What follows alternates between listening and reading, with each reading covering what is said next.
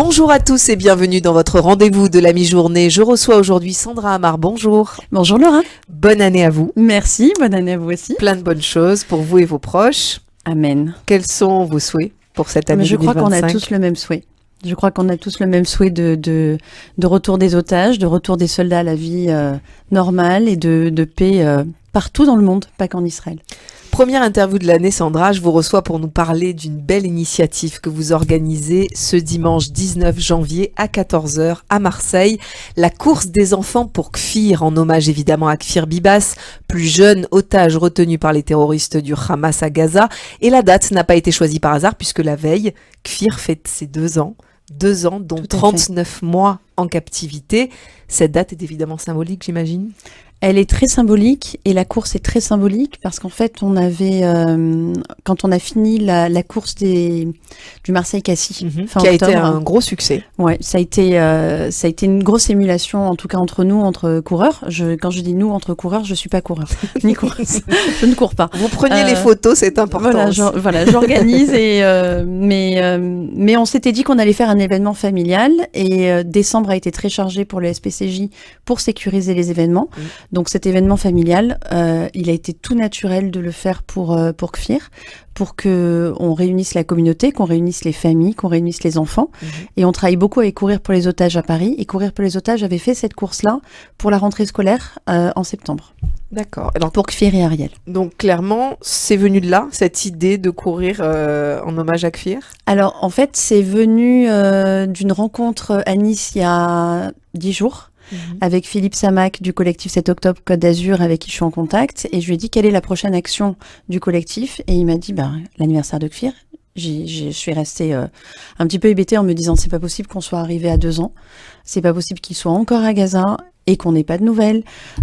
C'était évident pour moi qu'il fallait faire quelque chose dans la communauté. Donc, on a un trio avec Lisa et Déborah dans Marseille-Cassis Brings Them Home. On a contacté très rapidement Marion Amar du collectif 7 octobre Marseille. On travaille également avec le collectif d'Aix-en-Provence, Olivia et Sabrina. Et en fait, ça a été une évidence d'organiser quelque chose, donc pas le Shabbat, mais le dimanche, pour Kfir, pour Ariel, pour tous les otages. C'est une course qui est symbolique. C'est pas un exploit. Ça va être un tout petit tour dans un parc qui a été choisi par le SPCJ justement parce qu'il y a une grande facilité à le sécuriser. Ça, c'est important. Et c'est une course qui est un moment pour envoyer de l'espoir à la famille Bibas et aux familles des otages parce qu'ils sont toujours très sensibles aux actions que l'on organise en diaspora. Donc c'est une course qui est destinée seulement aux enfants ? Elle est destinée aux enfants jusqu'à l'adolescence. Mais franchement, si les mamans vous arrivez avec la poussette et que vous avez des enfants dans les portes-bébés, une fois que les enfants ils ont commencé à courir, vous faites le même tour qu'eux et tout le monde participe. Parce que je pense qu'on a besoin d'être ensemble dans ces moments-là. Est-ce que c'est une course qui est payante, qui a vocation aussi à récolter des fonds, peut-être pour d'autres causes ? C'était le but. Le but était aussi de récolter des fonds. Et puis, on a eu un merveilleux donateur la semaine dernière qui nous a appelés et qui a dit quel est le budget de la course. Et je prends en charge une bonne partie du budget. Super. Et donc, la course, on s'est allé sur WizEvent. On a mis tout à zéro. Et donc, c'est une course qui est gratuite pour tout le monde. Vous avez une ligne. Quand vous allez vous inscrire, l'inscription est obligatoire. Ça nous permet, nous, de savoir combien on achète de casquettes, combien on va faire de goûters, de paquets de bonbons. Pour le SPCJ, de mettre le nombre de personnes en face également. Mais vous avez une possibilité de faire un don. Et le don va au collectif 7 octobre. Et ce que l'on voudrait aussi, le surplus qu'on voulait, et comme on a fait pour la première opération sur le Marseille-Cassis, c'était de donner de l'argent à une association avec qui on travaille en Israël, qui organise des repas pour les soldats le Shabbat. Et donc, tout le surplus, on envoie en Israël, on garde rien et on refait de la trésor d'un événement à l'autre, exactement. Il va y avoir un code couleur, peut-être, parce qu'on se dit que Kfir Bibas, évidemment, c'est peut-être le orange. Exactement. D'accord. Donc vous allez avoir peut-être des t-shirts, des casquettes. C'est orange et noir, le code couleur. Alors, sous-sortez tous vos t-shirts Bring Them Home que vous avez malheureusement accumulés depuis le 7 octobre.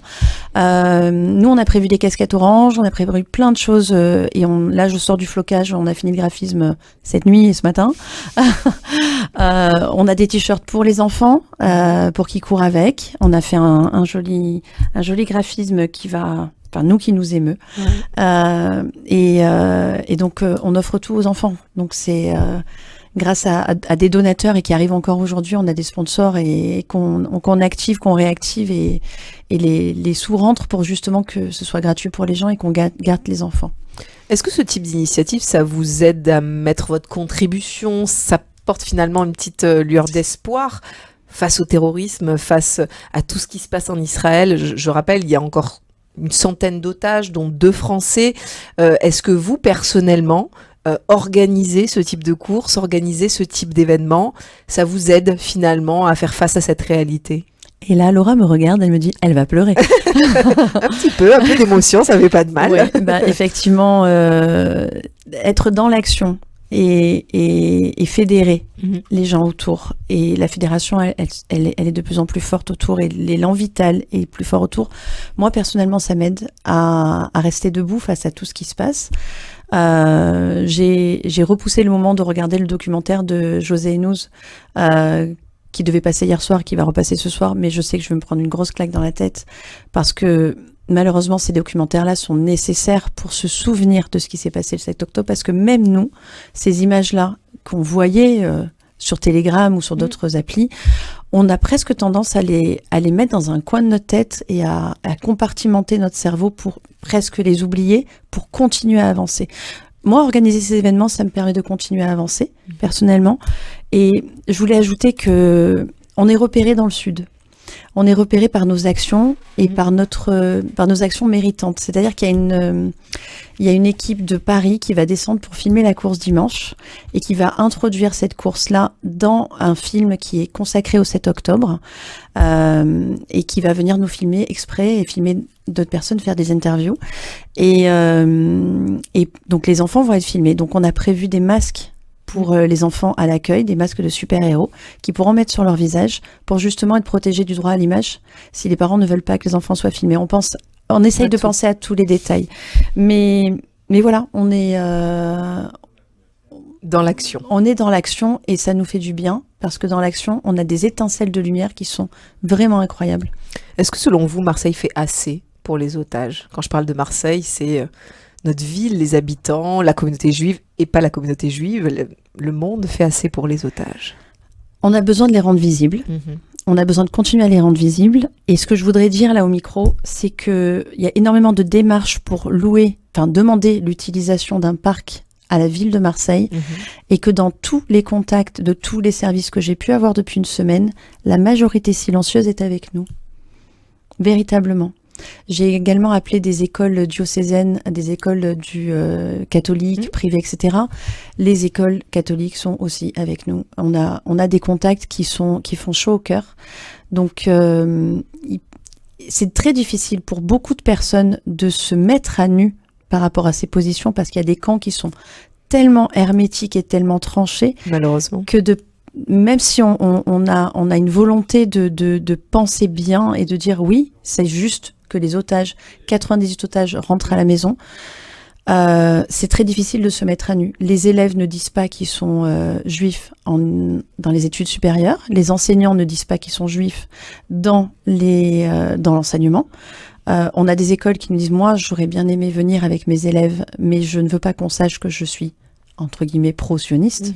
Et donc, c'est très compliqué. C'est une période qui est compliquée. Est-ce que vous pouvez nous parler du lieu de la course? Parce qu'on dit que c'est dimanche à 14h, mais on ne sait pas où c'est. Ou est-ce que vous gardez la surprise? On attend vraiment la confirmation de la mairie. Ça sera un parc qui sera facilement accessible, où on pourra facilement se garer. Super. On essaye de faire le central, on essaye d'avoir la sécurité maximale. Donc d'ici la fin de la semaine, ça sera communiqué. Donc, les personnes qui s'inscrivent sur le With site, Event, sur With Event, recevront, j'imagine, l'information avant dimanche 14h pour se tenir prêts. Tout à fait. Ils recevront un mail avec la confirmation et nous, on le mettra sur nos réseaux Marseille-Cassis, Brings Them Home et Collectif 7 octobre Marseille. Merci beaucoup, Sandra Amar, pour cette belle interview, cette première interview de l'année 2025 avec ce Laura, bel événement. Ce dimanche 19 janvier à 14h dans un très beau parc à Marseille, un parc que vous saurez. Un joli parc familial. Voilà. Facile d'accès aussi, c'est important de le dire. C'est tout un symbole. Et ce qui est important de dire aussi, c'est que tout est gratuit, qu'il y aura des animations, qu'il y aura des petits bonbons, des petits accessoires. Il y aura des cadeaux, il y aura tout, il y aura des super-héros, il y aura 2 courses, une course pour les enfants et une course pour les ados.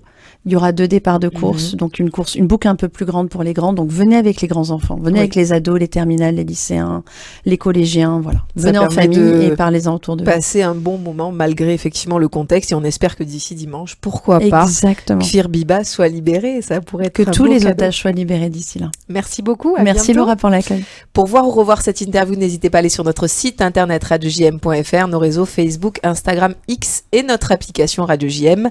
Très bel après-midi à tous.